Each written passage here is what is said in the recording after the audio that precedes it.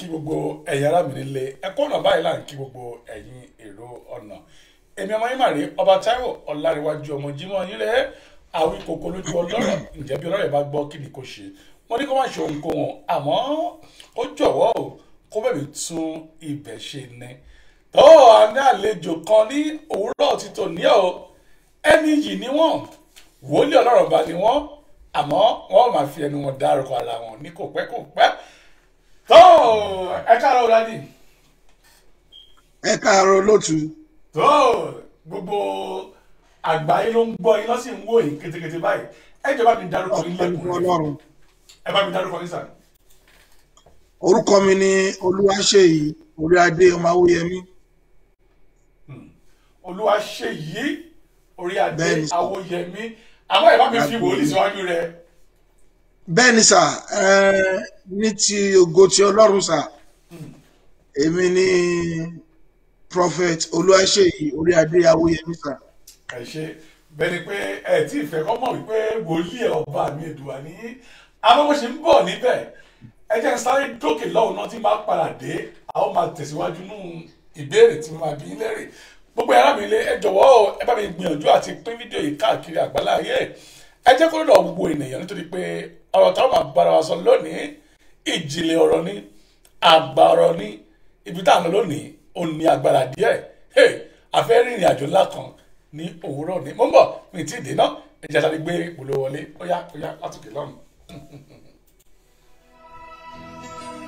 Ọlọ́run mi ga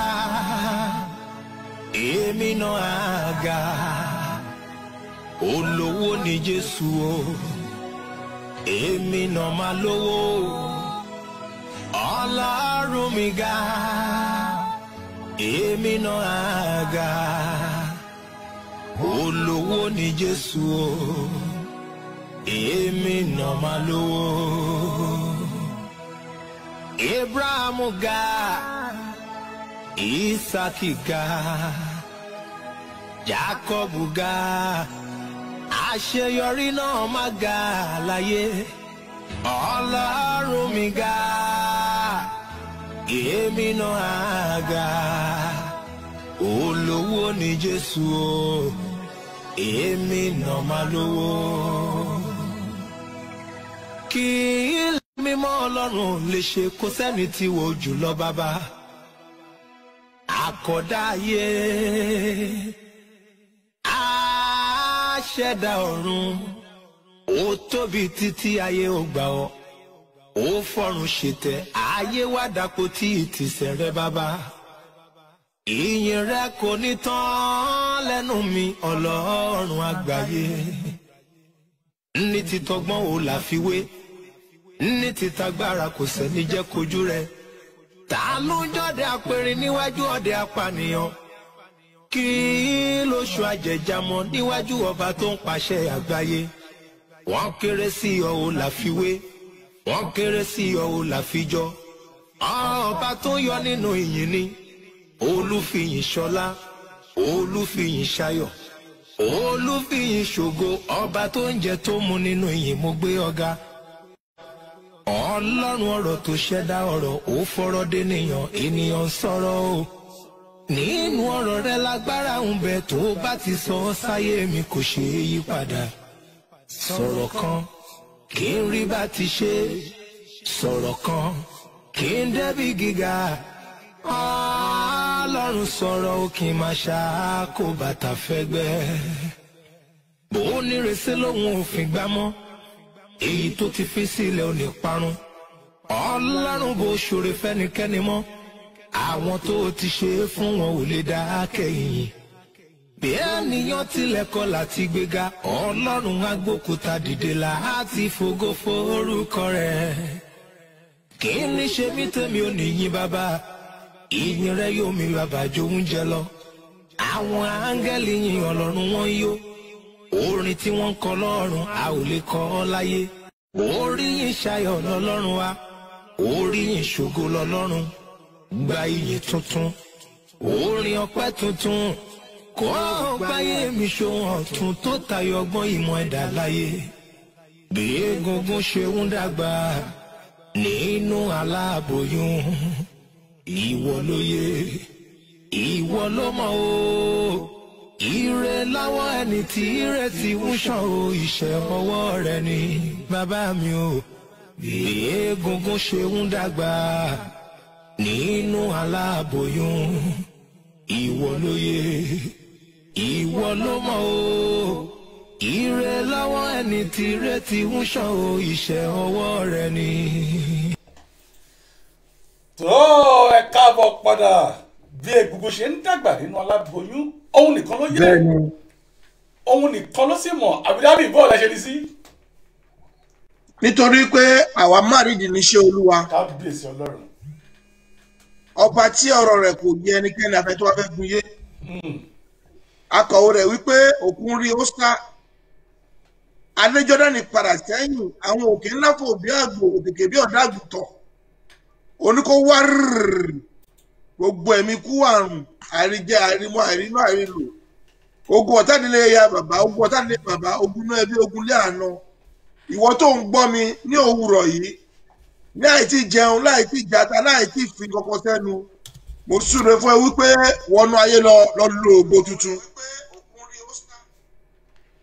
ọ̀rọ̀ rẹ láti wákàtí lọ kó bẹ̀rẹ̀ sí dayọ̀ àmín. ohun tá ti dè pa tá ti ní òòlè lò láti fi ṣe ògo orúkọ Jésù ọ̀run kó tú sílẹ̀ àmín ọlọ́run ọba. ó yin Ọlọ́run lógo àmín jésù. a ó jọ parapọ̀ dúpẹ́ àmín. Jésù agbára wa. àmín àmín àmín lórúkọ jésù. ẹ ṣe burúkú dádì ó yá o ẹ jẹ́ ká wá lọ sínú ìjìnlẹ̀ ọ̀rọ̀ wa báyìí nígbà tí ẹ ti fi àdúrà bá mi dá gbogbo ènìyàn lọ́lá. tó ìjọ kérúbù àti séráfù lẹ́sìn wá àbí bẹ́ẹ̀ kọ́.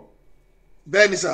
ọ̀dà ìbéèrè mi wá ní sáà ǹjẹ́ a lè bá mi lọ sínú ìjìnlẹ̀ mo fẹ́ mọ kí ni ìpìlẹ̀ kérúbù àti séráfù kí ni ìpìlẹ̀ rẹ̀ báwo la ṣe gbé kalẹ̀ ọdún wo la dálẹ̀ ẹ bá mi sọ ìtàn díẹ̀ nípa ìjọ kérúbù àti séráfù sà. ká dúpẹ́ lọ́wọ́ Ọlọ́run sà. Olúwa ṣe. gẹ́gẹ́ bí ohun tá gbọ́ nínú ìtàn látẹnu àwọn màmá àtàwọn bàbá pàápàá látẹnu màmá wa àwọn Saint Captain Christian Abiodun Emmanuel ọmọ Akínsọ̀wọ́n adá ẹgbẹ́ mímọ́ kérúbù séráfù sílẹ̀ ní etí ṣe 1925 ló ṣe June 18 ọjọ́ yìí ní gbogbo ọdún la máa ń pè ní àjọ̀dún ìríran màmá lọ wo Corpus Christi àwọn Catholic tó máa ń jó káàkiri gbogbo ìsàlẹ̀kọ ni níbẹ̀ ni ẹ̀mí ti bà ní màmá tó mú lọ sínú ìrìn àjò ọjọ́ mọ́kànlélógún preceding this occurrence Michael olórí ogun ó ti farahàn màmá ní ọ̀pọ̀lọpọ̀ ìgbà ó ti múra wọn lọ́rẹ̀ẹ́ gidigidi ṣùgbọ́n nígbà tí àsìkò Ọlọ́run tó sà June 18, 1925 àmú màmá lọ nínú ìrìn àjò ẹ̀mí gbogbo àwọn alágbára Methodist Church, Anglican Church, Baptist Church lọ́lọ́ pè wá wípé ìṣẹ̀lẹ̀ ńlá tó ṣẹlẹ̀ yìí a kò rí irú rẹ̀ rí along the line kò sẹ́ni tó lè tu èdè tó ń sọ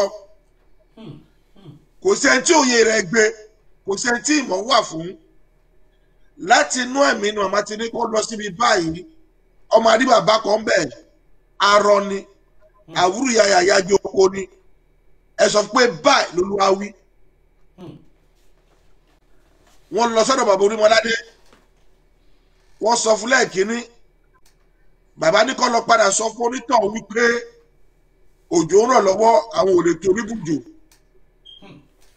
ó mú ìdáhùn yẹn padà wá fún màmá nínú ẹ̀mí and please don't forget one thing mama was 17.5 years old at that point in time and Baba Orímọládé was very advanced in age màmá dáhùn màmá wípé láti inú ẹ̀mí pé kó lọ sọ fún bàbá wípé òjò yẹn ó máa para kò ní pa ẹ̀mí.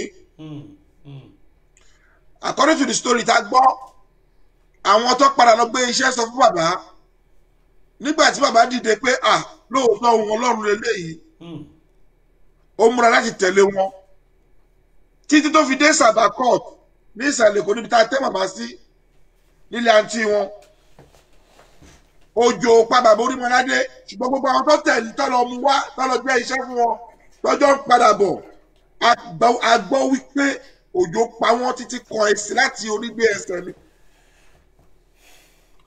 Bàbá ibi tí ògo àti májẹ̀mọ́ Ọlọ́run ti bẹ̀rẹ̀ bàbá wọlé láti inú ẹ̀mí ó bá bàbá sọ̀rọ̀ màmá dá lóhùn wọ́n tú ọ̀pọ̀lọpọ̀ èdìdí ibi tá a ti gbé ògo Kérúbù àti Séráfù dìde nìyẹn sà látọwọ́ Ọlọ́run láti bẹ̀ lọ sà bẹ́ẹ̀ ni sà. Ìbéèrè tí mo wá fẹ́ bi yín léèrè yìí ẹ má bínú sá o. Mo ń gbọ́ yín sà. Ẹ ti ṣàlàyé lẹ́kùnrẹ́rẹ́ fún wa bí ìjọ Kérúbù àti Séráfù ṣe wá sílé ayé yìí.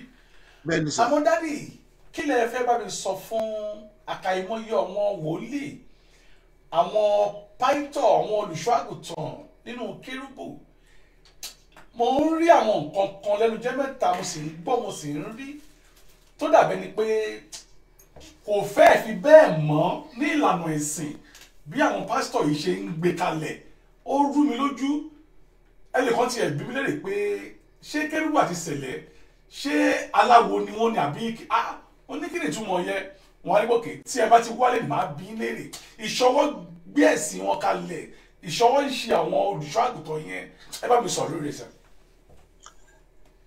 Àdúrà wa gbà sà. Àmín Jésù. Bàbá nígbà tá ń dàgbà títí di wákàtí ìsà orin kan wà nínú ìwé orin wa ó wípé gbogbo ẹgbẹ́ onígbàgbọ́ tó wà lóde ayé babaláwo mẹ́fà wà òtún dáládùúrà káyí padà ọjọ́ dájọ́ dé tán káyí padà ká súnmọ́ Ọlọ́run. Bàbá ó ṣe ní láàánú wípé ọ̀pọ̀lọpọ̀ babaláwo kò gbé ọ̀pẹ̀lẹ̀ wá mọ́ láti di aládùúrà láti di Kérúbù àbí láti di Sẹ̀lẹ̀ wọn ò wá mọ́ láti di KICC àbí láti di Redeem ṣùgbọ́n ọ̀pọ̀lọpọ̀ pàìtọ̀ ọ̀pọ̀lọpọ̀ wòlíì àti àpọ́sítólì ló ń gbé aṣọ àdúrà àti ọ̀pá ọwọ́ wọn lọ sọ́dọ̀ babaláwo lọ sọ́dọ̀ àmọ̀tẹ́kùn lọ sọ́dọ̀ àwọn aṣebiṣeka láti lọ gba agbára tó lòdì sí agbára Ọlọ́run. Ọ̀pọ̀ ló ti lọ kọ́ ẹ̀kọ́ òdì tó wá mú mọ́ iṣẹ́ Olúwa. Ọ̀pọ̀ lẹ́tẹ̀ máa dọ́dọ̀ wọn sà wá ní ẹ̀sà ṣé ká lo ti Jésù ká tó lórí Jésù ni sà àbí ká lo èyí tó máa yára ju bẹ́ẹ̀ lọ. Bíbélì wípé àwọn ènìyàn mi ṣègbé nítorí wọn kò ní ìmọ̀. Oh yes. My people perish for lack of knowledge. But I always tell people that phase in the Bible has gone past us. Not because we don't have the knowledge, but we fail as individuals to acknowledge the knowledge in the Bible. Ìwọ kò gbọdọ̀ ya erékéré fún ara rẹ. In fact, the Bible tells us pé ẹnikẹ́ni tó wá bàjẹ́ dàpọ̀ tó wá bẹ́ẹ̀ kó dàpọ̀ orí pípa ni ká pa kẹ̀jẹ̀ rẹ̀ kó sì wà lórí ara rẹ̀. Suffereth the witch not to live. The Bíbélì sọ. Ṣùgbọ́n ọ̀pọ̀lọpọ̀ ló ti wà nínú coven ló ti wà nínú agbo àjẹ́ àti oṣù àgbègbèrè. Tó ti lọ gba agbára. Bàbá a kò lè ran Ọlọ́run lọ́wọ́ sá. Bẹ́ẹ̀ ni a kò lè gan Ọlọ́run. Ohunkóhun tá a bá fún irúgbìn sà. Òun la máa ká. Ṣọ́rọ̀ mi yé yín sà. Àgbọ̀yé sà. Bàbá wo ti Sẹ̀lẹ̀ àti Kérúbù pé ṣé babaláwo tiẹ̀ ni wọ́n. Ṣé a lot of us come from diverse backgrounds. Ẹlòmíì iṣẹ́ aláwo ni bàbá ẹ̀ ṣe.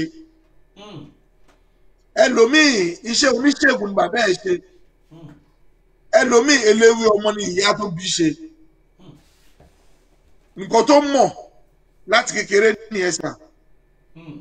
Lóòótọ́ la pe ẹlòmíì ṣùgbọ́n sí ó ní àwọn èso ẹ̀mí ìsàdúgbò kọ́rítẹ́ ó ní àwọn èso ẹ̀mí òye sà ó gbé sí oríṣiríṣi. Àfi fún àwọn kan láti fèrè kàn. Oh yes. Àfi fún àwọn kan láti túmọ̀. Àfi fún àwọn kan láti ríran. Àfi fún àwọn kan láti lálàá. Àfi fún àwọn kan láti ṣe ìwòsàn. Àfi fún àwọn kan láti ṣe àpọ́stólì. àfi fáwọn kan láti jèrè ọkọ̀ kò yé sà àgbọ́yé. ṣùgbọ́n ọ̀pọ̀lọpọ̀ kò yé sà kò tiẹ̀ mọ ìpè tí Ọlọ́run pè òun sí. Bàbá á pe ẹlòmíì láti máa nu àga nínú chọ́ọ̀chì ni. láti máa nu àga. Bẹ́ẹ̀ ni sà ibẹ̀ ni Ṣẹ́gun àti dáǹdì ẹ̀ wà sà. Á pe ẹlòmíì láti máa fìtura ní nínú chọ́ọ̀chì ni gẹ́gẹ́ bí aṣọ́bodè nítẹ̀lẹ́ àbí ọmọ ogun ìgbàlà ní kérúbù. Á pe ẹlòmíì sà láti jẹ́ àfàdúrà jagun. Baba, in the days gone past in the Bible, at every season and phase, there is a prophet. Oh yes. Ọ̀tọ̀ nígbà Elijah. Elijah gbé agbára wọ Elisha. Ọ̀tọ̀ nígbà Mose. Even though Moses had Aaron, Aaron was just a Levite.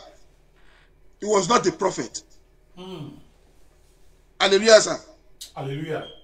Ṣùgbọ́n nísìnyí ìwà ìbàjẹ́ ti pọ̀ nínú ìjọ Ọlọ́run. Ó ti pọ̀ ó pọ̀ ó pọ̀ ó pọ̀.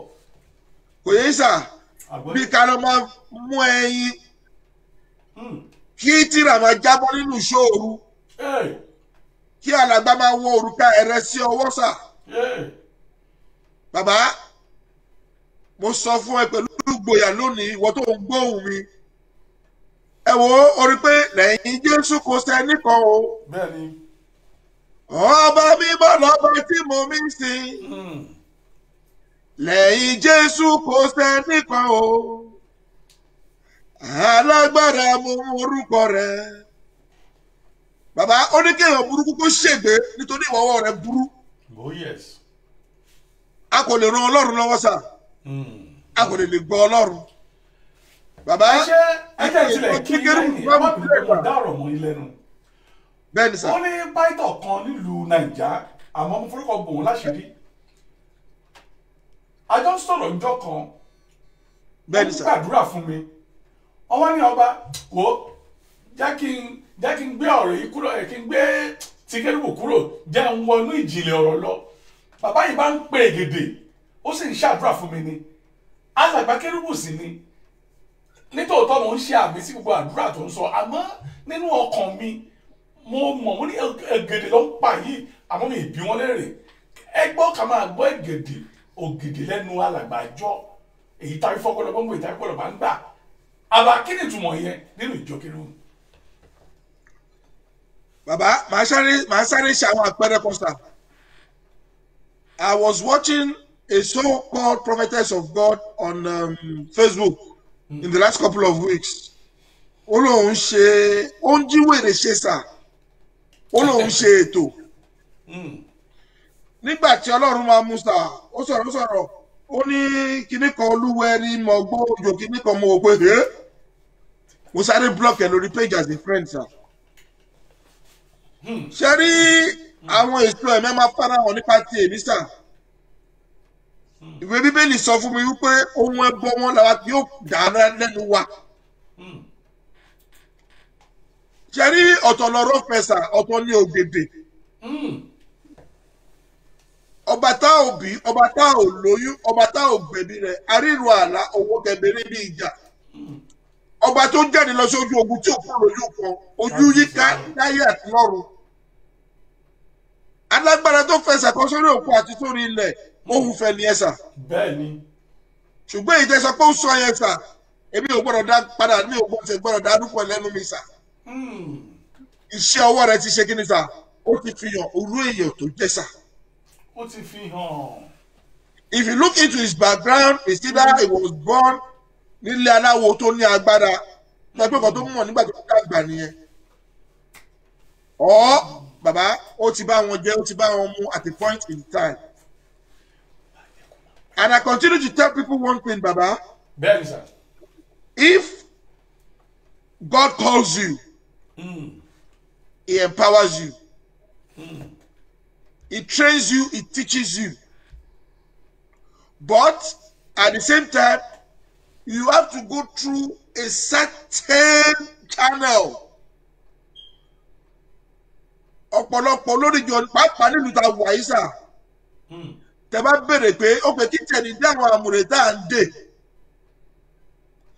kí ni àwọn kọ́lọ̀ wọn kí ni àwọn significance wọn kí ni importance wọn bàbá they don't have a clue olórí ìjọsìn ni àwọn náà if you ask them kí ló dé tá à ń lo eléyìí fún eléyìí why tá à ń lo candle báyìí why tá à ń lo tùràrí báyìí bàbá they can't give you an answer because number one that calling is not complete number two abẹ́ ẹni tó ti dìde tó ti lọ́lọ́run pé àwọn pàtàkì ọlọ́run pàtàkì ọlọ́run pè wọ́n ní kò sí mẹ́sà pé sà ẹ wo heritage ẹni tó sọ pé àwọn dìde lábẹ́ that's why a lot of them go to Nigeria now láti lọ gba bogus oyè baba can they actually perform the duties of that office nígbà tí ẹ sọ pé òun superintendent apostle tá a gbé microphone fún pé kó gbàdúrà kẹta tí bàbá ń sọ French ó sọ German ó sọ gbogbo ẹ̀sà and before you even get to the point of an apostle in the Chinese church tó bí àwa sísà you are a complete product à ń gbẹ́sìn ni o à ń kọ mẹ́sẹ̀gì pàápàá ni o à ń wàásù ni o à ń lọ ṣe ìyìn rere ni o you are a complete package. tó ẹ ṣe mo dúpẹ́ ẹ jẹ́ wá béèrè kékeré yìí lọ́wọ́ yín àkàìmọye ẹ̀dá ló ń lọ sí kérúbù àwọn tàdúrà àwọn ò gbà àkàìmọye ẹ̀dá ló lọ sí sẹ̀lẹ̀ àmọ́ wọn tí ì di agbára ọlọ́run ọba ṣé ká sọ pé iṣẹ́ ọwọ́ wọn ni àbí ká sọ pé wọn ò sí níbi òtítọ́ ni àbí báwo ni àdúrà ẹ̀dá ṣe lè gbà nínú ìjọ tó lọ. bàbá bíbélì sọ kí ní kan fún mi sàn ó ní nípa àwẹ̀ àti àdúrà nìkan ó wà specific oníṣẹ́ ìyanu máa ṣẹlẹ̀ ṣùgbọ́n ọ̀pọ̀lọpọ̀ àwa wòlíì àtàpọ́sólì àgbà ẹ wo orin kan wà sá ó ní oore ọ̀fẹ́ òun àdùn nílé tí mi gbòǹgbò rẹ̀ yóò gbọ́rúkọ ààyè yóò gbọ́ pẹ̀lú tabakọ ló ní oore ọ̀fẹ́ ṣáà ni oore ọ̀fẹ́ yẹn sà ní ọ̀pọ̀lọpọ̀ ti abuse ìyẹn number one sà number two kí ló wà lábẹ́ pẹpẹ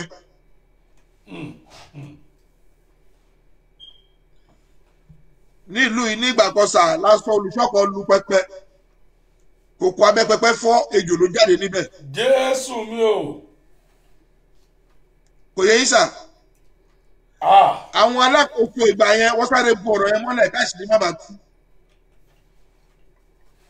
ní ìlú yìí náà bákan náà sà ní ọdún díẹ̀ sẹ́yìn bíi 20-something years ago a wà nínú ìjọ kan nínú ìṣòro àwọn kékeré ló wọnú ẹ̀mí lágbájá tàmẹ̀dùn báyìí lẹ ṣe jẹ́ olórí oko nígbà tó máa di àárọ̀ sátọ̀dé sí ìrọ̀lẹ́ ó ti dé láti Nàìjíríà ẹ má bọ̀ òun má jẹ́ nínú chọ́ọ̀chì wọn tí ò bá sí wọn chọ́ọ̀chì ò ní kún un.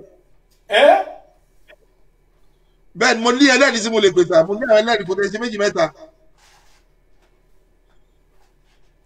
ọ̀pọ̀lọpọ̀ ló fi ìbínú lọ bẹ́ẹ̀ ni sà. abẹ́ májẹ̀mú wo ni olórí ìjọ ti operate as ọmọ ọjọ́ omi àti fún anẹ́mi tí ń bèrè pé á bà bàbá nítorí mi ò fẹ́ dá alágbára sá mi ò fẹ́ máa quote á bà bàbá we been given a discerning spirit máa sọ fáwọn èèyàn pé tó bá bá mi rìn lóṣù mẹ́fà bàbá tó o bá ti rí àmì àti ìyanu jẹ́ ká break marriage yẹn. nítorí pé bàbá ọwọ́ Ọlọ́run kò kúrú láti gbani. Oh yes. etí Ọlọ́run dẹ̀ ní nínú ẹgbẹ́ kò dí láti gbọ́ ẹ̀bẹ̀ wa. But there are conditions attached to it. ẹ ṣe burúkú ládì ẹ ṣeun ìjọ Kérúbù àti Séráfù ìjọ ẹ̀mí la mọ̀ sí. bẹ́ẹ̀ ni sà. bàbá wa ń sọ nípa ẹ̀mí mímọ́ bàbá kí ló ń jẹ́ ẹ̀mí mímọ́ gangan kí ló ń jẹ́ ẹ̀mí mímọ́ báwo ló ṣe ń lò ó àmọ́ bá ti dá mi lóhùn náà àmọ́ sálẹ̀ sókè lọ́hùn náà bí n bá padà dé kẹ́ ẹ̀ wá dá mi lóhùn gbogbo ẹ̀dá tó wò mí nínú ilé ìfọ̀rọ̀wọ́rọ̀ lẹ́ ń wò lọ́wọ́lọ́wọ́ báyìí lórí afẹ́fẹ́ yín yìí ẹ ti rí wòlíì wa tí wọ́n ti ń bá mi yànnàná gbogbo ọ̀rọ̀ yìí bí mo ṣe fẹ́ àmọ́ ẹ̀jẹ̀ ṣe kájà sókè lọ́hùn náà bí bá padà dé o a ó tún wá tẹ̀síwájú bá a bá wá rí ẹnìkan abẹ́rẹ́ kejì tẹ́fẹ́ bá mi bí dáàdì wa yìí ní èrè bẹ́ẹ̀ bá ní àwọn ọ̀rọ̀ tẹ́ fẹ́ bí wọ́n àwọn ìbéèrè míì wà tí èmi gan ò tilẹ̀ rántí àmọ́ tẹ̀yin lè rántí àbí ohunkóhun tẹ́ bá fẹ́ mọ̀ nípa ìjọ Kérúbù àti Séráfù bóyá ìṣọwọ́gbẹ́sìn wọn ni àbí nǹkan kan àbí wòlíì kan bá ń sàn kankan bẹ́ẹ̀ fẹ́ kí gbogbo ayé gbọ́ bẹ́ẹ̀ sì bí wọ́n léèrè ẹ pè mí sórí 078-503-97511 àbí kẹ́ ẹ pè studio number wa ní àyín òun ni 0207-018-2075 lẹ́ẹ̀kan sí 0207-018-2075 bó jẹ́ mobile number tèmi gangan lẹ́fẹ́ pé yíyan 078-503-97511 tó ẹ bá mi gbìyànjú àti share fídíò yìí dáadáa ẹ jẹ́ kó dọ́dọ̀ gbogbo ènìyàn ká lè mọ̀ nípa ìjọ Kérúbù àti Séráfù tó kárí àgbáláyé mo bọ̀ bí tí ìdí o ọmọ Kérúbù yìí ẹ̀jẹ̀ àjọgbọ́n àbá Ìjẹ̀bú ọmọ Ìjẹ̀bú tí ń kọ óyá lókè lọ́nà.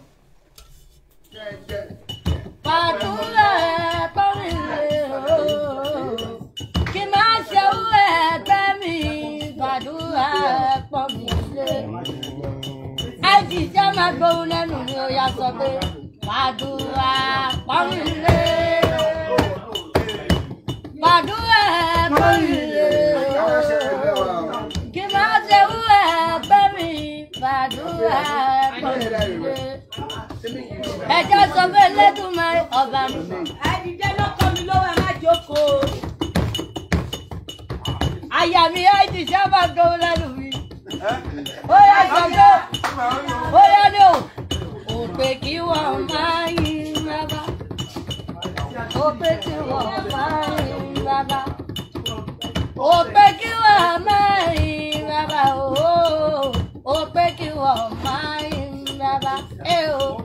Ó ṣáàtà jẹ kò lè rí ẹmú láyé o ó pé kí wọ́n máa yín.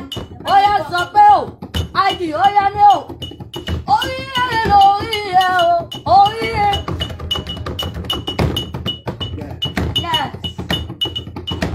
Orí ẹ̀ lórí ẹ̀ o orí ẹ̀ o sì kékeré mọ́jú Olúwa orí ẹ̀ o sì tún dàgbà sínú ìmọ̀lẹ̀ orí ẹ̀ àtúbọ̀dé ọmọ Nàìjíríà orí ẹ̀ àìdí tó ṣe kó mọ́ra lọ màdóhùn lẹ́nu mi.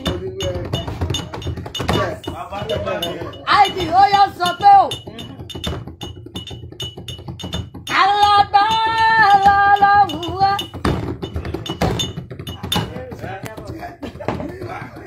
Alágbára ni Jésù wá o ó bá ti sọ̀rọ̀ bẹ́ẹ̀ náà lórí.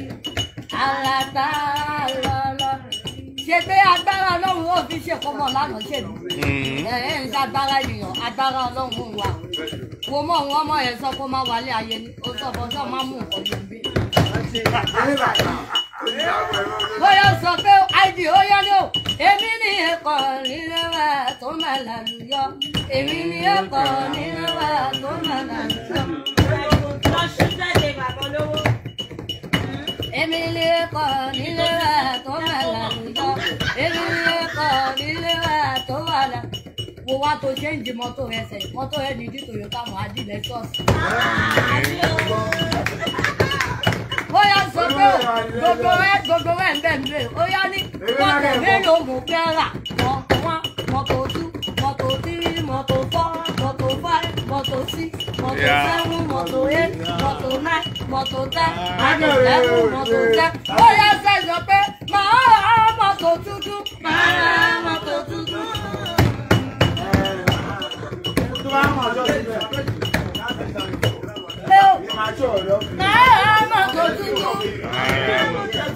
Kò ní pẹ́ kó ní ti lọ. Kò ní pẹ́ kò ní ti lọ. Ọlọ́kà ṣe máa gbóhùn lẹ́nu mi. Ọlọ́kà ṣe láti jẹun. Ọlọ́jọ́ òfin kẹ́ni kó máa bọ̀ tí ló máa yẹ. Bá ṣe ṣe bẹ́ẹ̀. Ọlọ́kà. Ó yọ sọ pé ẹni tó bá láyọ̀ ìlú máa dúpẹ́. Ìbànújẹ́ kò lè bá pàdé láéláé. Ọlọ́run ayọ̀. Ó dára. Ó dára kò mọ̀. Ó dára nítorí pé aláyọ̀ ìrírẹ́ wọn ló máa yọ̀ títí. Ìbànújẹ́ ò lè dáná. Ìbànújẹ́ ò lè dáná. Ìbànújẹ́ ò lè dáná. Ìbànújẹ́ ò lè dáná. Ìbànújẹ́ ò lè dáná. Ó yẹ sọlá ìjọ nǹkan mi ní ìlú. Ó yẹ sọlá ìjọ. Rí pé níbi eré báyìí láti máa mọ òótọ́ ọ̀rọ̀. bẹ́ẹ̀ ni sá. Bẹ́ẹ̀ bá wo ọ̀dọ́mọkùnrin dáadáa dáàdì iṣẹ́ ń wò lé. mo wò ó sá. tó bá a bá jọ ń wo ọmọkùnrin dáadáa ó ń ṣàwàdà ó ń ṣeré àmọ́ tòótọ́ ẹ ó rí i pé agbára ẹ̀mí mọ́ ń bẹ́nu rẹ̀. bẹ́ẹ̀ ni kò sá. sí ibikíbi tí orin ti ba níṣòro. bẹ́ẹ̀ ni. ẹni tẹ́bù náà wọ́n tún lù kábíyèsí ọlọ́run mi. dádì ẹnìkan tilẹ̀ béèrè ní àyè iyún Mercy Adébámbọ̀ wọ́n ní what is the name and how can I help him? tó gbogbo ẹ̀yà ìdátẹ̀ ń gbọ́ mi ní nàìjíríà bẹ́ẹ̀ bá mọ arákùnrin tí ó ń kọrin kérúbù yìí fún wa bẹ́ẹ̀ bá mọ̀ dáadáa ẹ jọ̀wọ́ o ẹ bá mi wá nọ́mbà rẹ̀ àbí kẹ́ ẹ kú bá mi ẹni kó pè mí lórí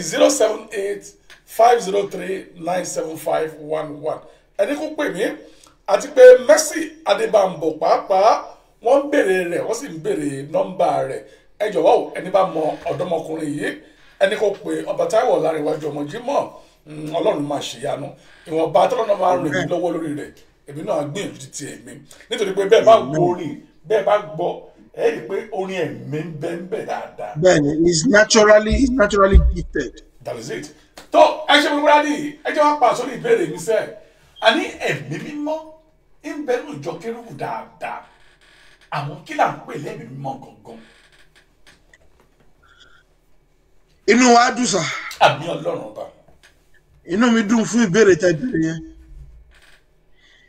tá bá wọnú bíbélì sá láti inú ìwé Genesis the Revelation a rí pé láti Genesis yẹn sá Ọlọ́run bá Abraham sọ̀rọ̀ ó ń gbóhùn Ọlọ́run ni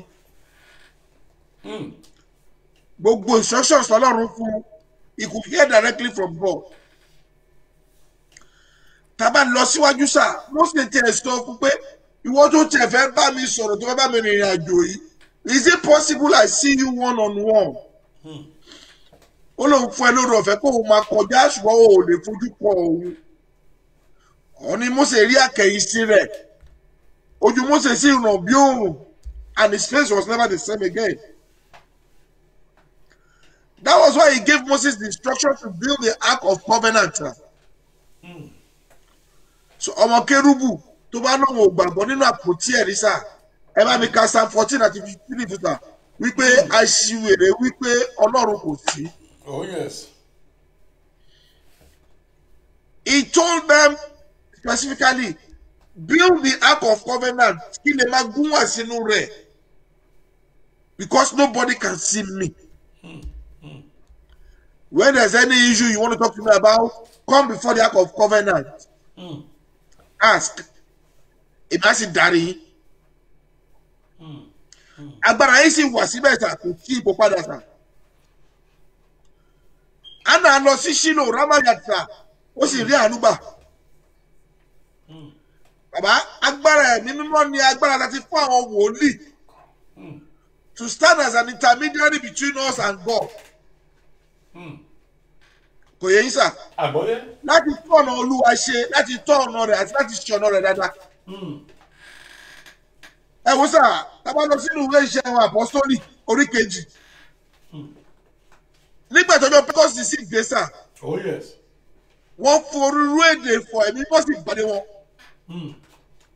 At the baptism of Christ, ó ní ó sì sọ̀kalẹ̀ bí àdàbà. Bẹ́ẹ̀ni. Ìyẹn ẹ̀mí Ọlọ́run ẹ̀mí mímọ́ ìṣẹ̀mí ọlọ́run tó ń gbénu wa tí ọlọ́run fi ìran hàn ọ̀pọ̀lọpọ̀ tó ń fi àlá hàn wọ́n tó sì fún ọ ní ìtumọ̀ ẹ̀mí tó ń tọ́ wa sọ́nà tá a fi ní ṣìjẹ tá a fi ní ṣìmu ẹ̀mí tó ń tọ́ wa sọ́nà tí àìsàn àjàkálẹ̀ àrùn fi ní wọlé bá wa lójijì o tó ń jẹ̀mí ọlọ́run nìyẹn sà ẹ máa gbọ́ ó ní èmi wá láti baptisi yín pẹ̀lú omi ṣùgbọ́n ẹnìkan ń bọ̀ tí ó baptisi yín pẹ̀lú ẹ̀mí mímọ́ tí í ṣe Jésù Kristi even when he was taken away when he was ascended àwọn ọmọ ẹ̀yìn rẹ̀ gbé ọwọ́ lé ọ̀pọ̀lọpọ̀ sà wọ́n sì gba ẹ̀mí mímọ́ bọ̀ ó ṣe mí láàánú wípé sà ẹ kọ́ rí pé èèyàn kọ́kọ́ dé ó kọ́ bẹ̀rẹ̀ sí fa àyà tí ò ní ìtumọ̀ tí ò ní agbára nínú èdè tó ń gbọ́ ò lè túmọ̀ fúnra rẹ̀ sà ẹ sì rí àwọn ọ̀pọ̀lọpọ̀ wa máa ṣubú sílẹ̀ bàbá nínú ìjọ Kérúbù Séráfù orin la fi ń pè ẹ̀mí jáde àti táìmù sà orin bẹ́ẹ̀ ni sà you must have been in the spirit for a certain amount of time kò ṣe tó kọ̀ gba microphone sí tó kọ̀ pa wúṣù mi láì mí tó dẹ̀ bẹ̀rẹ̀ àti lólórí ìjọ tó máa kéwù àwúṣù mi láì mí náà ṣe tán nìra ní ohun kíní kan èjìrí aláàṣọkù kíní kan bàbá let us leave all this madness and call a spade a spade. A kò lè gbọ́ ọlọ́run ohun tá a bá fún irúgbìn òun là ó kà á. Bàbá Olúwa sọ pé ní ọdún yìí òun máa la ìjọ kọjá. A lot of churches will not reopen after this pandemic. Oh yes. Nítorí pé kí ni pẹpẹ dọ̀tí. Pẹpẹ dọ̀tí. Ẹ̀mí ọlọ́run sà òun gbé ní rúdurùdu. O lè wà nínú ìjọ sà. O gbàyàwó tí a máa bọ́bọ̀ sà ó dà pé a ti ní ìpè kan. ẹ ló kọ̀lá. ẹ máa kojú mọ́ ìyá wa. ẹ kú ètò náà. ètò rẹ o. mo kí pọfẹsì yìí tó wà ní orí ètò láàárọ̀ ẹ kí àwọn sà kú sí olúwa sà. Olúwa kú iṣẹ́ mà. mo kò fẹ́ bèrè ìbéèrè kan ni pé sẹ́mọ̀ nínú ṣẹlẹ̀ sà àwọn obìnrin ò kí ń ṣe kò kí ń darí ìjọ. Bẹ́ẹ̀ ni mà. ẹ̀sìn nínú Kérúbù obìnrin ni adarí ìjọ Kérúbù ṣé ẹ lè explain why tí obìnrin fi jẹ́ adarí ìjọ Kérúbù sà because ṣáàdì yìí ò kì í yé mi. wípé nínú ìṣẹ̀lẹ̀ obìnrin kì í darí. obìnrin kì í ṣadarí kò kí ń ṣadarí adarí ìjọ àtọ bẹ́ẹ̀ Kérúbù àmọ́ Kérúbù kò jẹ́ wípé obìnrin ló ní chọ́ọ̀chì. ṣé bí wọ́n ṣe wà yẹn wọ́n ní obìnrin ò kí ń wọ pẹpẹ ṣáwọn olórí obìnrin wọn tó ní tọ̀ ṣé wọ́n wọ pẹpẹ. ẹ ṣe mo dúpẹ́ wọ́n máa da yín lóhùn lẹ́kùnrẹ́rẹ́ báyìí ẹ ṣé o. tó inú yẹn dùn mà. ṣe ti gbọ́ ìbéèrè wọn ìdára. mo ti gbọ́ ìbéèrè wọn olóòtú. ṣé rí bàbá ìbéèrè yìí ló tún máa nídìí wá sí ànádà ìbéèrè tó ní láti ṣe pẹ̀lú nǹkan oṣù obìnrin. ṣé rí nínú ìwé Kọ́ríńtì àmì ìfẹ́ ká address pọ̀sà ní ayé ìgbà àtàwọn bàbá wa sà a ò fún obìnrin lórí ọ̀fẹ́ láti sọ̀rọ̀ nínú ìjọ àbí láwùjọ. Oh yes. Hallelujah sà. Hallelujah. A ò fún ọ lórí ọ̀fẹ́ láti sọ̀rọ̀ or to be heard in the church of God in the synagogue in those days. Number one sir, kò sí nínú ẹ̀tọ́ fún obìnrin láti gun orí pẹpẹ. Number two, ṣe rí under the auspices pé màmá jẹ́ obìnrin òun ni Ọlọ́run lò láti gbé ẹgbẹ́ Kérúbù Séráfù sílẹ̀ pẹ̀lú Àbórímọládé ní ọ̀pọ̀lọpọ̀ kò yẹ ìṣà ló fi gbéra dìde wípé olùdásílẹ̀ làwọn. That is why I still hold the Celestial Church in high esteem wípé bó tilẹ̀ jẹ́ pé rúdò wà everywhere they still maintain that tenement. Orí ọ̀fẹ́ wà fún àwọn kan bàbá we cannot limit God. Bó ṣe máa lo ọkùnrin ó lè lo obìnrin greater than that. Bẹ́ẹ̀ni. Orí ọ̀fẹ́ wà láti fún wọn lórí ọ̀fẹ́ láti dá ẹgbẹ́ sí láti dá ẹgbẹ́ ìmọ̀ kérúbù sẹ́ráfù sílẹ̀ láti dá ìjọ kérúbù sẹ́ráfù sílẹ̀. Bọ̀ kò sí orí ọ̀fẹ́ fún obìnrin no matter what her status is láti wọnú pẹpẹ. Even by accord sir pẹpẹ kì í ṣe ààyè àwa èèyàn ẹlẹ́ran ara. Bàbá ẹ lọ sí Cherubim and Seraphim Church of Christ the Worshippers. Ẹ lọ sí ìjọ bàbá wa Ọ̀sẹ́kù. You see the way they carve out their altar. Nítorí the altar is the ark of God, ark of covenant. Oh yes. Kò yẹ sà meant for the angels to come and dwell and take our prayers to heaven whenever we are praying. It's a conduit pipe between us and God, where all concentration must be observed. Kò ṣe pẹpẹ ta ní nísinsìnyí àtúnjẹ wípé nígbà tí wọ́n wọlé bọ̀ mo rí apọ́sítù ìròbò mo rí ọba ọlárẹ̀wájú a máa gbára wa lọ́wọ́ a máa chọ́pùnọ́kù a máa ṣoríṣiríṣi a máa sọ̀rọ̀ bàbá ìbẹ̀rù olúwa onípìlẹ̀ṣẹ̀ ọgbọ́n. So let us look at it from that perspective pé pẹpẹ is not even meant for us to sit ìwọ tó ti lọ bóbìnrin sùn. Baba by standard by ìgbé ẹgbẹ́ ìsílẹ̀sà ìwọ tó mọ̀ kó máa gbé ẹ̀sìn ìwọ tó mọ̀ kó máa officiate one way or the other ìwọ tó mọ̀ kó máa wà lórí pẹpẹ tó lè pè é pé kó fàṣẹ sàdúrà láti ọjọ́ Friday sà o ò gbọ́dọ̀ súnmọ́ obìnrin. I'll tell you an incident between me and my late ẹ̀gbọ́n. Special Apostle Oluwasegun George. I flew in from the US lọ́dún náà lọ́hùn mo ń lọ sẹ́kọ̀ọ́ mo dẹ̀ ní àṣà kan màá kọ́ ọdẹ yọ sí wọn wúrú mi ò ní sọ pé mo ń bọ̀ bó ṣe rí mi lọ́kàn he was so happy ó tẹ̀ dà àbúrò ti dé ìsìn báyìí la fẹ́ ṣe and I know you're well versed in it ó yá ìwọ ni màá lead ìfibú mo dẹ̀ dọ̀bálẹ̀ níwájú gbogbo church ẹ sì ń sàmì ò lè lead ìfibú o. Oníṣẹ́ ìkílódé ẹ̀sà mi ò pòfin mọ́ ọ̀dọ̀ girlfriend ni mo gbàdé airport mo wọ plane mo dé London ẹ wá ní wá ṣe ìfibúsà kò possible. Ọ̀pọ̀lọpọ̀ nítorí wípé wọ́n fẹ́ show off kò yẹ sà it will take the mantle on nígbà tí iṣẹ́ yóò bá gbàsà tí kò la ọrùn já a máa wò pé kí ló ṣẹlẹ̀.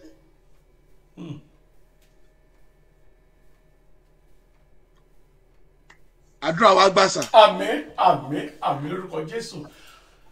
Ẹ ṣé mo dúpẹ́ fún ẹ̀kúnrẹ́rẹ́ àlàyé tẹ́ ń bá mi ṣe lórí ètò yìí. Amọ̀dádì ìbéèrè ńlá kan rèé o. Ní àkókò COVID tá a wà yìí ẹ ó rí i pé a ò rí pàìtọ̀ kan tí ó tilẹ̀ rí wípé COVID ń bọ̀ àkàìmọye àwọn pàìtọ̀ náà ni wọ́n máa ń ní àsọtẹ́lẹ̀ fún ọdọọdún wípé òkè o ọdún 2020 yìí o tó ń bọ̀ yìí o nǹkan báyìí ni yóò ṣẹlẹ̀ a rí pàìtọ̀ kankan tí Ọlọ́run bá fún ní ẹ̀mí mọ́ àbí tó tiẹ̀ lálàá àbí nǹkan kan ṣé kò sí pàìtọ̀ tó lè rí ni nítòótọ́ bí ọ̀sẹ̀ mẹ́ta sẹ́yìn mo gbé pàìtọ̀ kan wá sórí ètò ní ayé ẹ̀mí Ọlọ́run sọ wípé kí pàìtọ̀ ìsọ báyìí ó sọ̀rọ̀ nípa rẹ̀ ní 2018 ó tún sọ ní ọdún ẹ̀ ní 2020 bákan náà iye nìkan ló ṣì rí dáàdì kí lè rò pé ó ṣẹlẹ̀ lọ́wọ́. Bàbá àdúrà wa gbàsà. Àmín. Ṣé rí kò ṣe wípé ìran ò wà. But we have a lot more concentration on prosperity than any other thing in the Christendom of today. Baba, I know of 2-3 people tí wọ́n sọ wípé ká gbàdúrà ká gbààwẹ̀ nítorí wípé ọdún tó ní àpẹẹrẹ ni ọdún tá a wà nínú rẹ̀ yìí. Oh yes. But a lot of people are more interested in the prosperity aspect of it. When we were growing up, sir, ẹni tó bá jẹ́ ọmọ society tó jẹ́ Cherubim and Seraphim society, àbí the original eternal second order of the Cherubim and Seraphim church. Ìsìnkú wà tá a máa ń ṣe ní oṣù June, sir, ní ọdọọdún. A máa ń pè ní ìsìn àjàkálẹ̀ àrùn, sir. It starts from the first week of June to the last day of June. The only time we break is when we are preparing for June 18th, which is the remembrance of the day Mama was taken into trance. Tàbálẹ̀ ti padà àjọ̀dún yẹn sà, a tún padà sórí ìsìn àjàkálẹ̀ àrùn yẹn gẹ́gẹ́ bí Ọlọ́run ṣe gbé sílẹ̀ sà. Kò sí ọmọ lówó kérúbù sà tó gbọ́dọ̀ rárùn. Àbí tó gbọ́dọ̀ rí ogun àjàkálẹ̀ àrùn sà. Ibẹ̀ láti máa kọ́ ni pé ààbò Olúwa ó ní kẹ̀ làwa ẹgbẹ́ bóra mọ́. Òye sà. Ibẹ̀ láti máa kọ́ ó ní ìṣègùn làwa ní Jésù àbánidáró. Bàbá ó ní bí wọ́n ṣe gbé ètò yìí kalẹ̀. Oh yes. Ṣùgbọ́n ọ̀pọ̀lọpọ̀ gẹ́gẹ́ bí ṣe sọ lẹ́ẹ̀kan wọn kò ní ìmọ̀ nítorí wọn kò létọ̀ ìmọ̀. Ẹ tó sọ pé àwọn dìde lábẹ́ ẹ̀ táwọn kérúbù lábẹ́ ẹ̀ òun kò ní ìmọ̀ tó kú yege. Àwọn èso ẹ̀mí máa fara wọn pa ní ti ẹ̀mí nípa ti ẹ̀mí sà. Dádì àwọn èso aláàtì máa fara hàn. Dádì ẹ ti ní ìpè kan o. Bẹ́ẹ̀ni sà. Ẹ káàárọ̀ ìyá mi. Olúwa ló kú ṣẹ́ ẹ̀. Ẹ ṣe máa. Mo fẹ́ bèrè question kan nìkan tó máa ń mú mi lójú. Mo fẹ́ bèrè nípa orí ọ̀fẹ́. Ibi tí àwa ṣẹlẹ̀ àti àwọn kérúbù wá sọ pé a ní orí ọ̀fẹ́. Ṣé ohun ṣì everything ní orí ọ̀fẹ́ gbé mi? Èyí tí mo fi bèrè pé ṣé everything ní orí ọ̀fẹ́ gbé mi pé èmi ti rí olùdarí ìjọ, olùṣọ́ àgùntàn ìjọ tó lè sọ fún ọmọ ìjọ ẹ̀ wípé tó ọ̀pọ̀ ọmọ ìjọ bó ṣe máa wá church ọmọ ìjọ lòun wá sí church. Because òun ò gbọ́. Olùṣọ́ yẹn dẹ̀ sọ fún ọmọ ìjọ pé kó má wọrí. Tó kọ́kọ́ bí kọ́ òun ṣe pé ó pákéjì rẹ̀ dáadáa. Ìjọ ṣé ohun ọ̀fẹ́ tó gbogbo tí obìnrin ò bá mọ́ ẹ bá mọ̀ nínú ìjọ funfun aláṣọ funfun pé àgùntàn kọta kì í ṣe émẹ́lẹ́lẹ̀. Ó ní tí olùṣọ́ ìjọ tó wá sọ fún ọmọ ìjọ wípé kó wá sí church kó ṣàgbéṣọ tó ṣe pákéjì rẹ̀ dáadáa. Dádì wọ́n bí lérè pé sórí ọ̀fẹ́ débẹ̀ ṣẹ́gbọ́n ọ̀gbọ́n láyé wọn sà. Mo gbọ́ sà, mo gbọ́ sà. Ọ̀dà. Olótùú. Sà. Àní ṣubú dànù. Àmín. Bàbá nínú ìjọ àpótí ẹ̀rí májèmú gbàgbá tí Ọlọ́run gbélé mi lọ́wọ́ sà. Kò sí orí ọ̀fẹ́ kórílè kórí bó ṣe lè wù kórí sà. Àti pé níbi tá a ti bí mi jáde àti ibi tí mo dàgbà sí kò sí orí ọ̀fẹ́ sà fún obìnrin láti gbé period wọnú ìjọ aláṣọ funfun. Kò sí orí ọ̀fẹ́. Kómi ẹ̀wọ́ sà wọ́n ní nígbà tí Jésù sọ ní wákàtí kẹsàn-án wípé ó ti parí wọ́n nítorí ẹ̀ ní orí ọ̀fẹ́ bàbá ẹ bẹ́ẹ̀ ká gbàgbé bàbá wa SBJ Ọ̀ṣọ́fà. Oh yes. Ọmọ sípínì lọmọ tó jíṣẹ́ lọ́jọ́ náà. Orí ọ̀fẹ́ kó máa tẹ̀lé wa lọ. Àmín Ọlọ́run ọba. Bàbá ọ̀pọ̀lọpọ̀ ló ti lórí ọ̀fẹ́ bẹ́ẹ̀ yẹn sà. Tí àtúbọ̀ tí wọn tí kò dá mọ́. Oh yes. Kò yẹ yín sà. Àgbọ́yé. Ọ̀pọ̀lọpọ̀ ló ti lórí ọ̀fẹ́ sà tó ti fi kó bá àtúbọ̀ tú ọ̀pọ̀lọpọ̀ ènìyàn sà. Ṣùgbọ́n nítorí ebi kọ́sí bí ọmọ yẹn ló ń dáwó tó jù ní ìdá mẹ́wàá. Ó dẹ̀ mọ̀ pé tí ó bá wá sọ́dọ̀ yẹn ìdá mẹ́wàá yẹn lè má pé. Mo pákéjì ara ẹ kó máa bọ̀ chọ́ọ̀chì dáre tó bá sọ fún yẹn pé òun ṣe pírọ̀dù wọ̀ ní mọ̀. Bọ̀ tọ́ba yóò bá rí ẹ ọba òkè ń wọ̀ ọ́ ọba tó rí inú tó ròde olùmọ̀ràn ọkàn àtúbàjá ayé májàyà lolo kábíyèsí ọlọ́run. bàbá gbogbo iṣẹ́ wa tí à ń ṣe ẹ ká ní ìbẹ̀rù ọlọ́run. tó ẹ ṣe mo dúpẹ́. dádì mo fẹ́ béèrè yìí lọ́wọ́ yín. àbọ̀ wọ́n ìṣà jẹ́ ọ̀rọ̀ bá nìyí. ǹjẹ́ àǹfààní wà bóyá mo pè yín tí n fẹ́ ní kẹ́ bá mi ṣọ́nà nítorí àwọn aráàlú tó ń wà báyìí àlẹ́ tó fẹ́ pè Bẹ́ẹ̀ni sà. yín ṣé ó ṣeé ṣe ṣé ẹ fàyè gbárù rẹ̀. bàbá orí ọ̀fẹ́ wà sà bàtẹ̀ ṣe máa mọ wòlíì ọlọ́run nìyẹn ṣùgbọ́n nítorí a ti bà ayé jẹ́ sà a lot of men of God will tell you they don't consult over the phone. But because of the fact that people can be in the US, people can be in Nigeria, and they want to have access to you, how did they contact you, sir? Bẹ́ẹ̀yàn bá pè wọlé, a bá gbàdúrà fún un tó lọ́ bá ní báyìí lọ́wọ́ olúwa náà ló tọ́. Tó bá dẹ̀ lórí ọ̀fẹ́ ní bàbá àlàáfíà lọ́rùn kan bá wọn gbé. Àti gbàdúrà pé ènìyàn lórí fóònù àbí lórí social media is no big problem. I don't practice it. A lot of people have come to me pé bàbá at least once a week ẹ máa jáde ẹ máa ṣàdúrà fún àwọn ènìyàn. Mo dẹ̀ sọ fún ọ pé olúwa ò sọ fún mi wípé kì í bọ́ sórí social media. What I'm not instructed to do, baba, I don't go near it. tó àmọ́ ṣé àǹfààní ń bẹ wípé tó bá pè yín ẹ lè jíṣẹ́ fún yàn lórí fóònù. Bẹ́ẹ̀ni sà, bó ti ọlọ́run sà. ẹ ṣé mo dúpẹ́. mo wá ní ìbéèrè tí mo fẹ́ bí yín mo sì máa ń béèrè ìbéèrè lọ́wọ́ gbogbo àwọn olùṣọ́ àgùntàn tó bá wá sórí ètò yìí. dádì bí ènìyàn bá gbàdúrà tádúrà rẹ̀ ò gbà ó gbàwẹ̀ àwẹ̀ òṣìṣẹ́ ó sì ń sin ọlọ́run ọba rẹ̀ lójú méjèèjì ìbáṣe kérúbù ìbáṣe sẹ̀lẹ̀ ìbáṣe rìdíìmù ṣọ́ọ̀ṣì kì í yòówù tí ó bá lọ ó ń sin ọlọ́run ọba rẹ̀ lójú méjèèjì àmọ́ ju gbogbo ẹ̀ lọ àdúrà àwọn tó ń fẹ́ bóyá ọkọ ló ń wá ni tàbí ọkọ tó ń wáyàwó tàbí ẹni tó ń wá iṣẹ́ ó sì gbàdúrà àdúrà rí ó gbà kí ni ọ̀nà àbáyọ lórí rẹ̀ sà.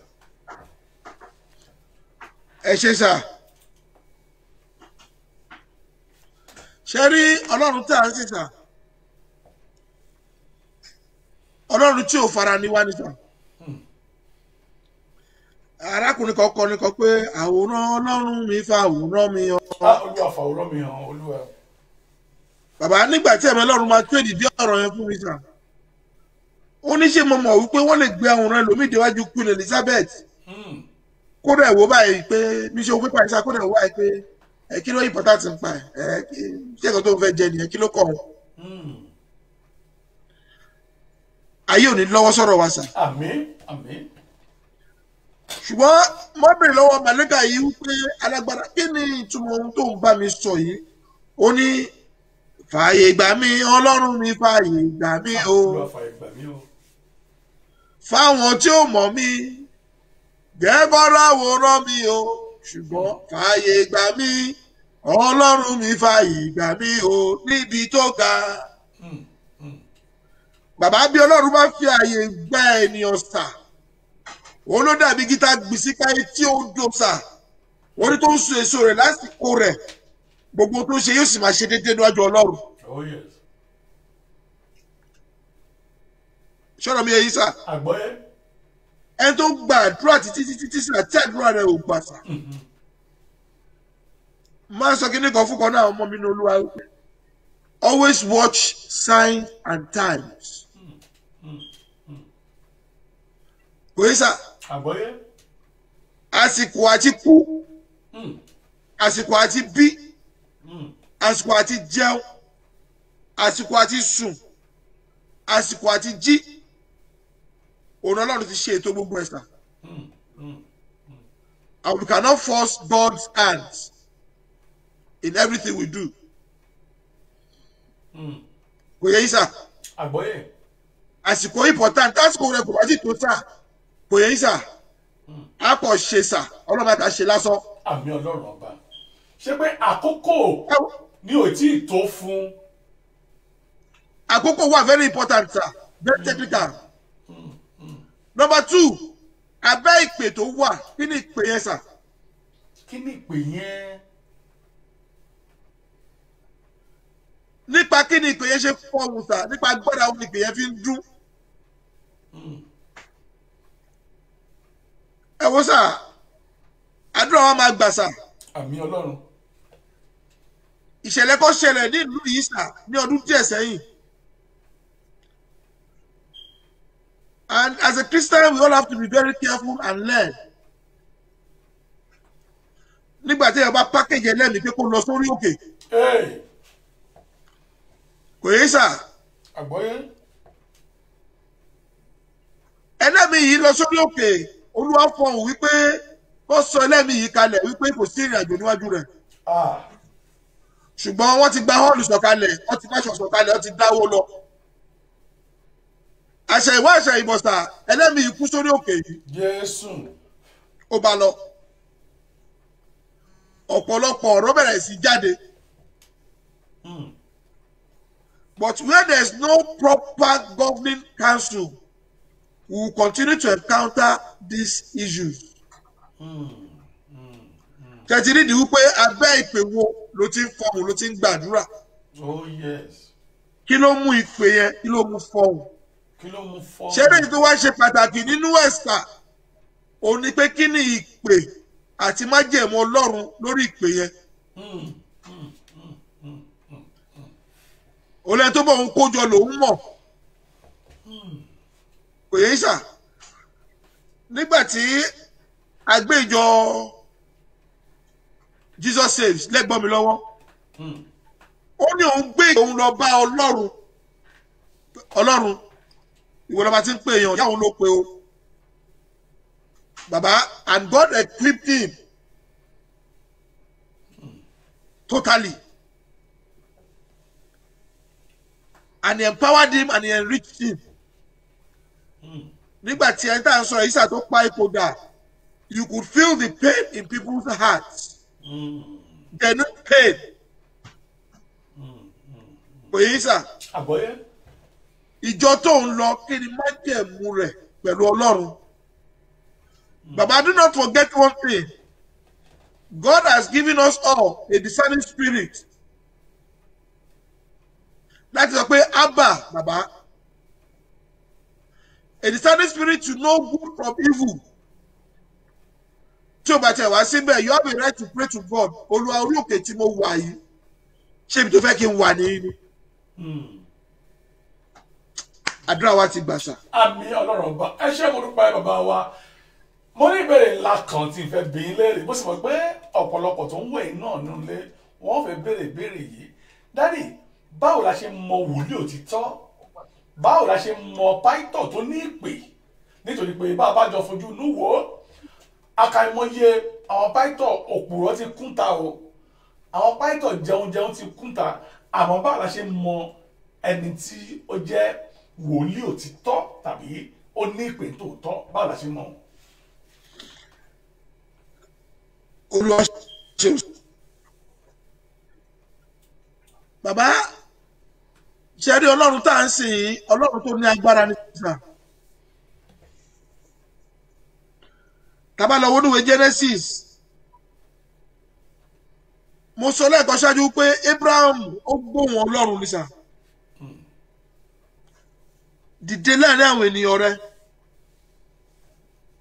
Ó yá lọ sínú ìrìn àjò lọ sí ìlú tí máa fi wọ́n ilẹ̀ tí ṣọ̀fún wàrà àti oyin. Abraham ṣe kí ni sà? A gbọ́ pé ó dìde. Ó palẹ̀ ilé rẹ̀ mọ́. Oh yes. Ó sì tẹ̀síwájú. He didn't even question God.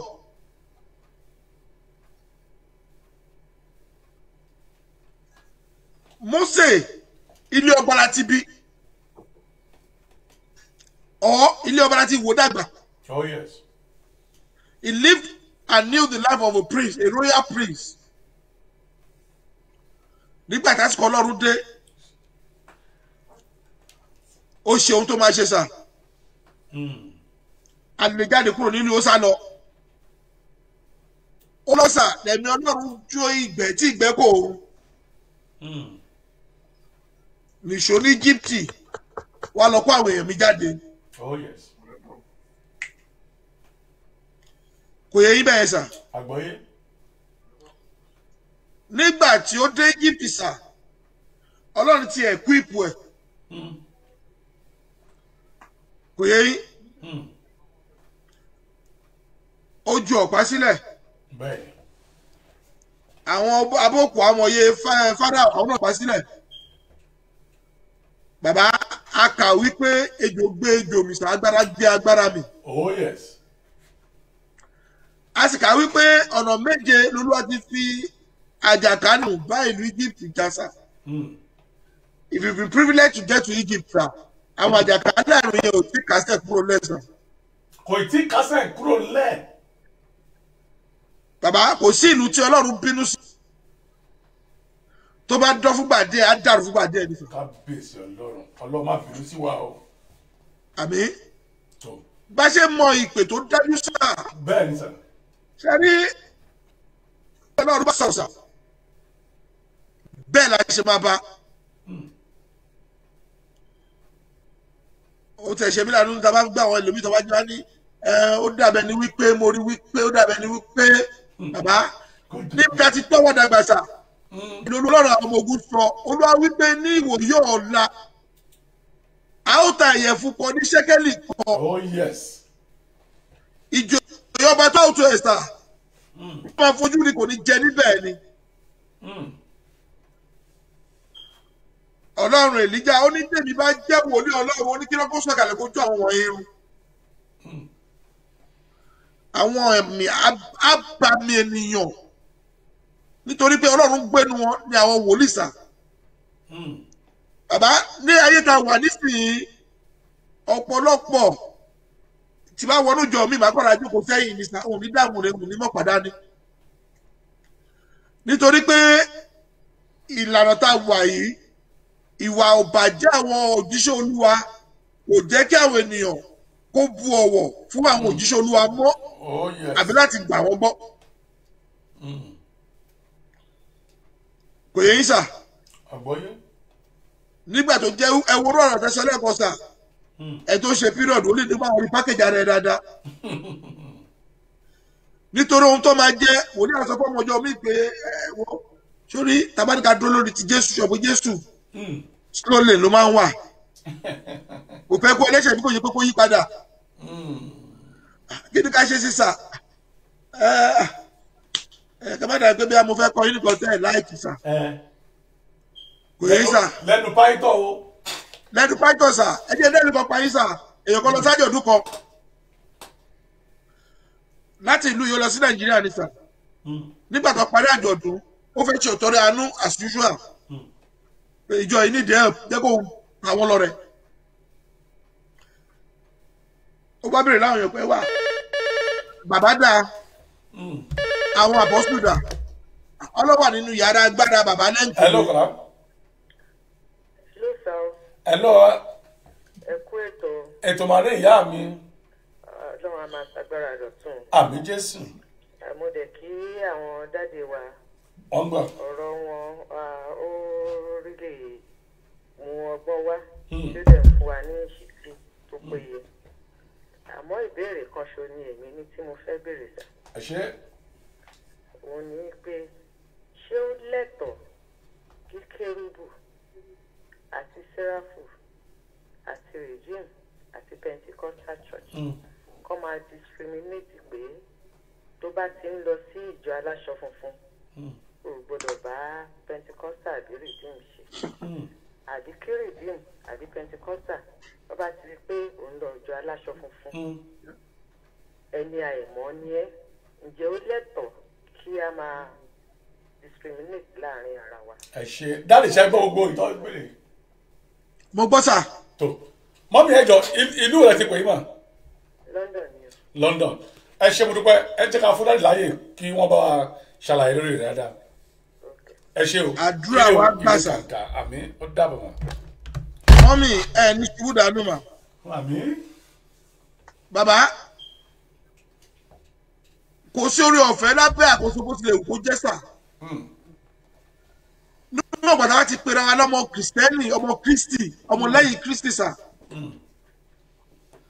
láti sọ pé èmi ni Paul ìwọ là Apollo nítorí pé kí ni èmi gbàgbọ́ wípé ọlọ́run kan lájọ́ ń sìn sà Oh yes. ọ̀nà tá à ń gbà sí tá à ń gbà pé òun ló yàtọ̀ Bẹ́ẹ̀ni. mi ò sí níbẹ̀ gbàtà pé python sà olúwa ní kó má wọṣọ àdúrà olúwa ní kó má dé fìlà bíbélì sọ fún mi wípé adé orí obìnrin orí ọ̀fẹ́ ọkọ ẹ̀ ni Oh yes. kò yẹ sà Àgbọ̀yé. ṣùgbọ́n ọjọ́ mi ní a máa dé máa bẹ̀ yẹn sà. So if you want to go to Redeem, feel free. If you want to come to Kerubu, feel free. Àmọ́ ti distribution where I have sí màmá wa an yìí sọ ń kọ́ bóyá kí Redeem máa ní gbogbo sẹ̀lẹ̀ o káwọn ọmọ máa lọ sí sẹ̀lẹ̀ tó pé tó bá ti lọ sí sẹ̀lẹ̀ àbí lọ Kérúbù ọmọ èṣù ni ẹ ṣé discrimination yẹn kí ló ṣe lé títí. It is very wrong. Nítorí àìmọye pàìtọ̀ tó jẹ́ pé òróró tó máa lò ní ìjọ wọn ní ọjọ́ Sunday Kérúbù àti sẹ̀lẹ̀ láti lọ́ọ́ yà sí mímọ́. Kábíyèsí Ọlọ́run. Mi ò gbọ́. Kò ń sọ̀rọ̀ ọjọ́ òní sà. Bí Pentecostal churches àbí.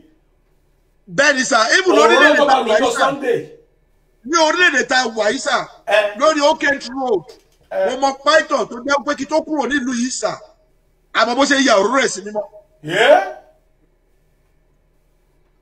See, I don't have any issues with any church, but I will not stand anywhere or any point. I was there.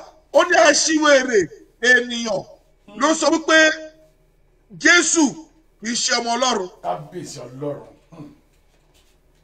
So if you are serving Christ, like I said to you, sir, ìrìnàjò tá a wà yìí ti rà ó ti bàjẹ́ sà. Kò dẹ̀ yọ sẹ̀lẹ̀ sọ́tọ̀, kò yọ Kérúbù sọ́tọ̀ sà. Pàápàá jùlọ ìwà ìmọ̀ tó pọ̀ jù gan àárín àwọn tí wọ́n wọṣọ funfun ló wà. Ṣùgbọ́n nítorí wípé wọ́n mọ bá ṣe ń fi Bíbélì kọ́fà ọ̀rọ̀ ara wọn sà, ọ̀rọ̀ wọn ò fi lu síta. Ohun tẹ́tẹ́ sọ́ọ̀sì mo rí lè mú dání sọ́wọ́ sí dáadáa. Ẹni àkàìmọye pàìtọ́ aláṣọ ara yìí òróró tí wọ́n máa lò jọ Sunday fún ọmọ ìjọ inú ìjọ Kérúbù àbí sẹ̀lẹ̀ lọ́bẹ̀tẹ̀ kó wá yà sí mímọ́ náà. Bàbá ọ̀pọ̀lọpọ̀ I'll give you an incident that happened sir. Ní ọdún díẹ̀ sẹ́yìn kí tó kúrò nílùú yìí àmúyàn kan wá sọ́dọ̀ mi. A bá gba àdúrà sà. Iṣẹ́ Olúwa bá jáde wípé ibi tó wà yẹn kọ́ lọ́lọ́run kọ́ ẹ mọ́ pé ó máa wà. O láti padà sínú ìjọ aláṣọ funfun. Ló bá yarí ló bá ní ó tí o Redeem lòun lọ bá ibẹ̀ lòun ti sọ̀dá mẹ́wàá lòun ti ṣe gbá. Lọ bá pásítọ̀ kó ṣe ṣẹ́ra padà kó gbàdúrà fún ẹ. Onígbà tó ń débẹ̀ ṣe pásítọ̀ mú un lọ́wọ́ dání orúkọ Jésù in Father's name ìgbà. Onígbà tó di òru ọjọ́ yẹn sà táì pé ìyá tó ń kọ́kọ́ jẹ lẹ́kìnní tó ń fi parun síta pé kọ́mọ́ wọn lọ lè wòlíì. Oríta tẹ́nẹ̀ ló ń jẹ lẹ́lẹ́kejì. Ọjọ́ tí wọ́n pawọ́ pọ̀ tó gbàdúrà fún sà Ọlọ́run ṣẹ́ ogun yìí. Ṣùgbọ́n ọ̀pọ̀lọpọ̀ wòlíì ló máa ń kọ́ ní lọ 1,000 wá. Bẹ́ẹ̀ni. So people have lost a lot of confidence in the so-called men of God. God. Ẹ ṣe mo dúpẹ́ dáadé. Bí ọ̀rọ̀ tí mo sọ wípé lẹ́yìn pandemic yìí sà. Bẹ́ẹ̀ni sà. Ọ̀pọ̀lọpọ̀ ìjọ ló ní wàhálà. Ẹ ká fún bẹ̀rẹ̀ sà, Jésù Olúwa wa. Àmín. Ìbéèrè tí mo ní fún yín dáadé, ṣé lọ́wọ́lọ́wọ́ báyìí bẹ́ ṣe ń bẹ lórí ètò yìí báyìí? Ṣé bí àwọn aráalé bá pè wọlé báyìí tó sì fẹ́ gbàdúrà fún wọn? Ṣé àyè olùfẹ́ yẹn wà? Àti wípé ǹjẹ́ ẹ ti lè fún wọn ní mẹ́sẹ̀gì kan àbí kejì bá ṣe wà báyìí? Bàbá orí ọ̀fẹ́ pọ̀ yàtọ̀ rẹpẹtẹ sà láti gbàdúrà fún wọn